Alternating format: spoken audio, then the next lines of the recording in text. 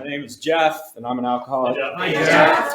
Not the first time I've been called a suspect in my life, unfortunately.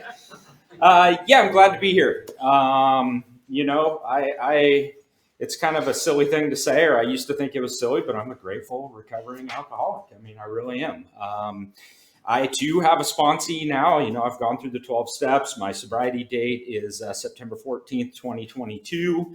I have a sponsor who has a sponsor, and now I have a sponsee as well. My home group is the Hot Stove in Kennydale.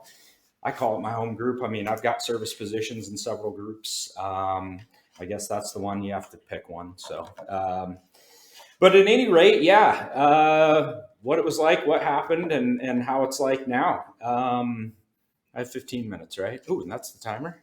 Oh, perfect. All right. Man, I got 14 minutes left. All right.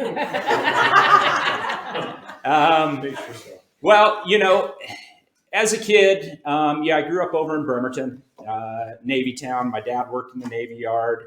Uncles worked in the Navy Yard. Grandpas worked in the Navy Yard. And all my heroes growing up were blue-collar, drinker, partier guys. My parents were young.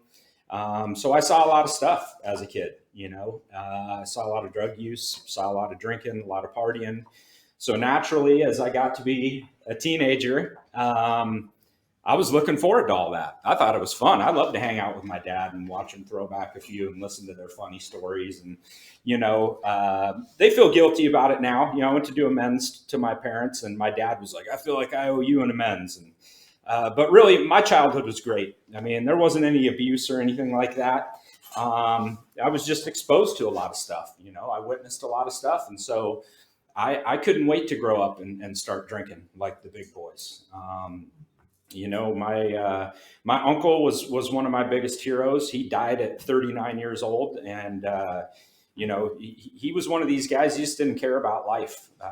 And he was drunk all the time and left a wake of destruction everywhere he went. But as a kid, I didn't really see that. I just saw this guy that was always happy. He was drunk all the time. So of course he was always happy. He cracked me up as a kid. And he was my hero, much to my dad's, dismay. As an adult, he would tell me, your uncle was a really pain in my ass, and he was on a Saturday night, it wasn't uncommon for the Bremerton police to show up knocking at the door and bringing my uncle in, and, he'd come and hang out and, we'd chat and have a good time.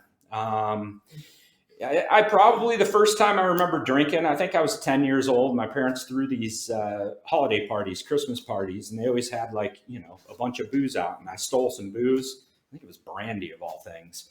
And I like to kind of be the center of attention. I like to make people laugh. So I had these couple of cousins, and to kind of impress them, I stole this brandy and I, drank half a can of Coke and poured the brandy in there and chugged it down. And I don't know if I really got a buzz or not. It was more just for show, But not long after that, I kind of always matriculated to other kids that kind of grew up like I did, that were more prone to drinking and drugging. And, I started having friends that would sneak. I was on the basketball team. We'd go to these open gyms in the morning before school in junior high.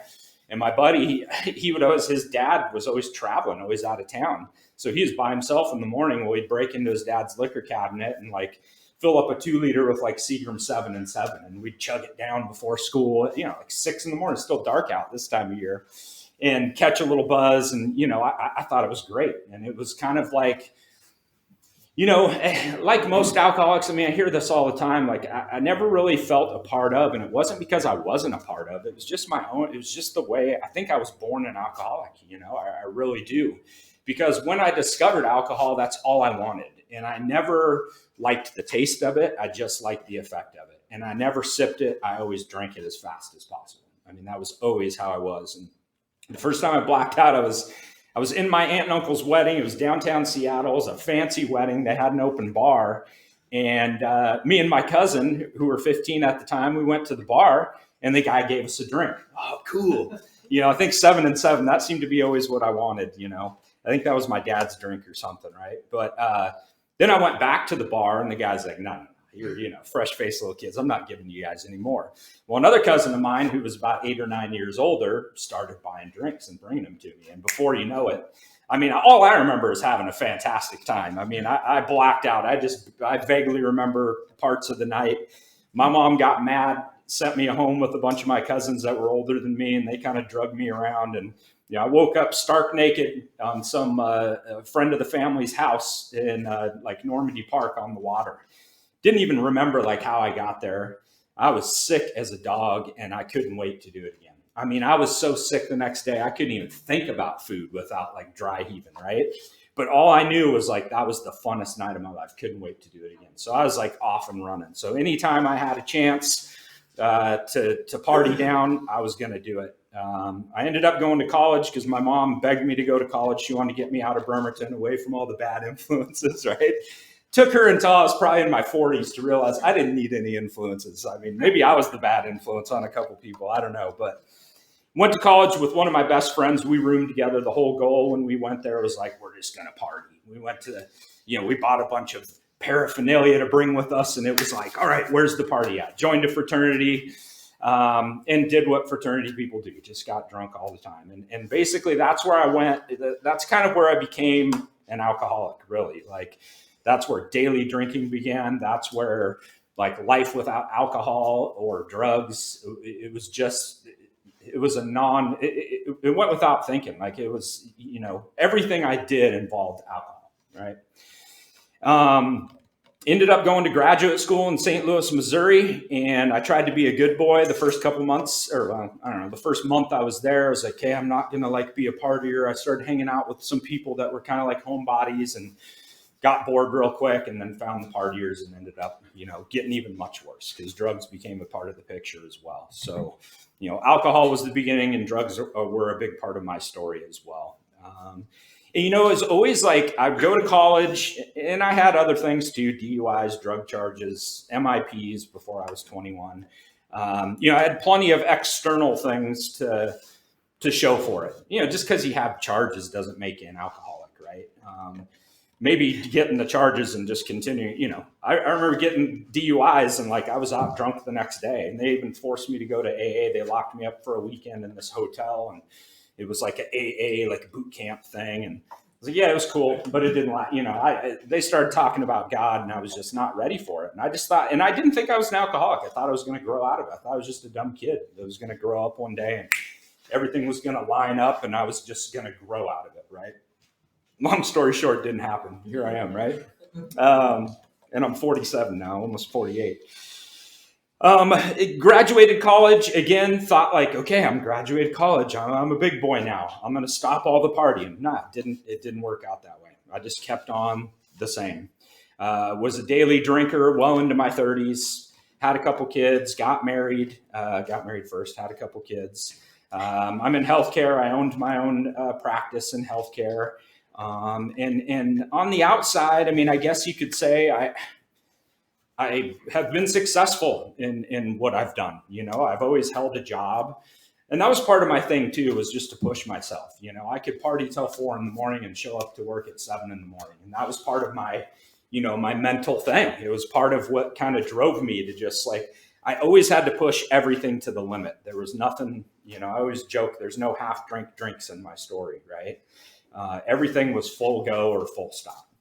And it continued that way until I eventually got sober. I started trying to put, I started recognizing I had a problem definitely around 40, in my early 40s, and started, going down from like daily drinking to just, I only drink a couple days a week. And then there was, okay, I'll just keep it to the weekends. And I thought, well, beer, I drink too much beer. So I switched to just vodka, right? I quit drinking whiskey, just like the book says, I tried all these different things. And I felt a spiritual hole in my life too, as the years went on. And, I tried religion. I went and got baptized and, but I smelled like last night's whiskey and this morning's weed every Sunday service I went to. Like it didn't have the effect on that I was looking for.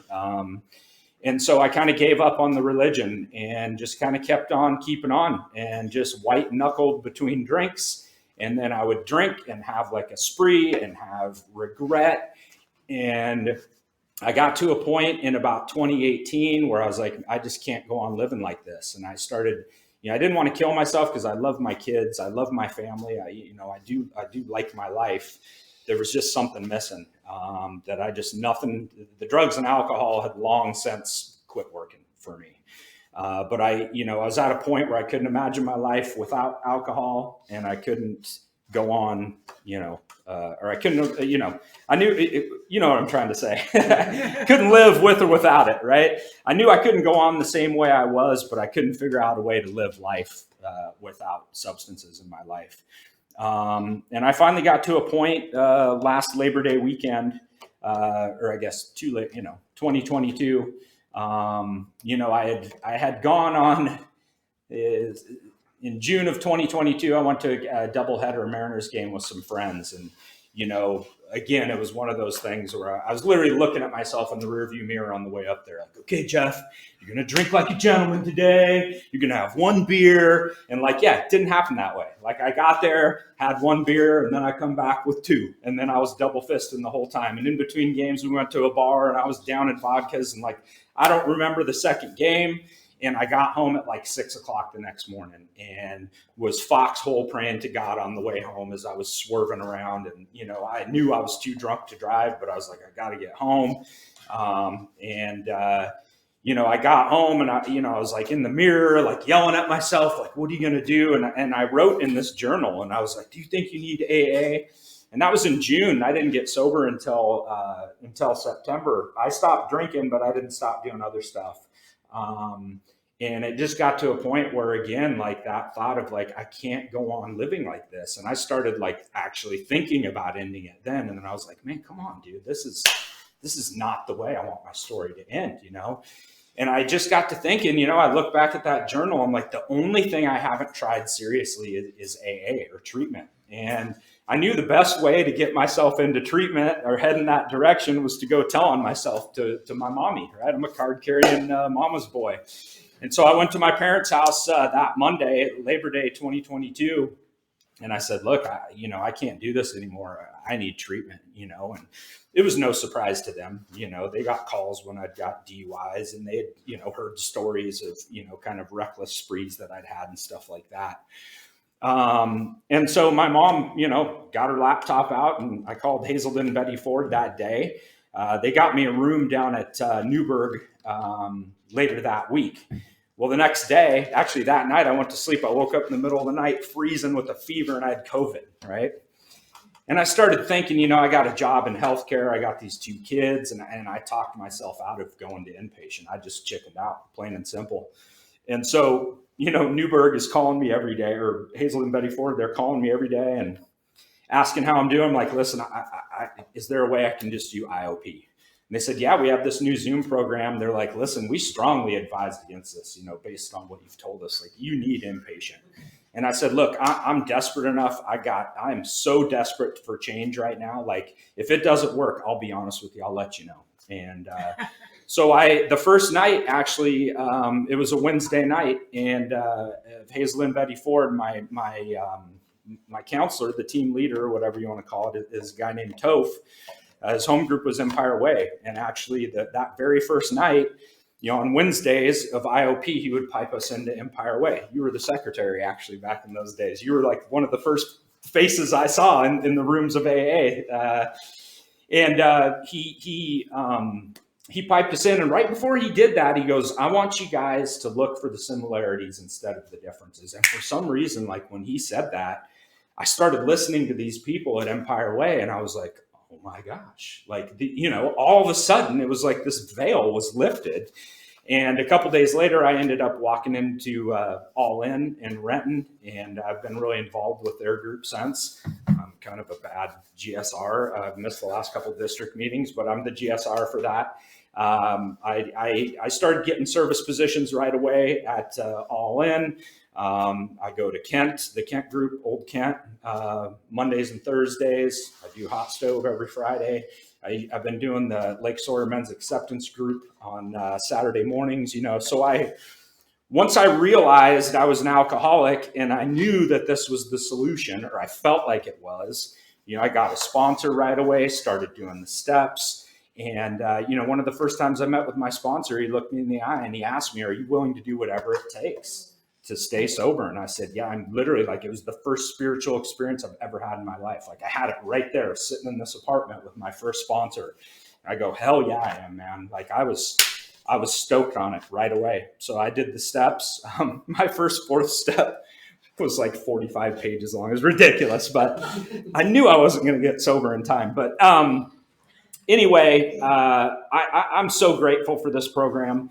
And what it's like now is just, it's miraculous. I mean, the only thing that's really changed in my life is what's going on up here. And that's the biggest thing that could have changed, right?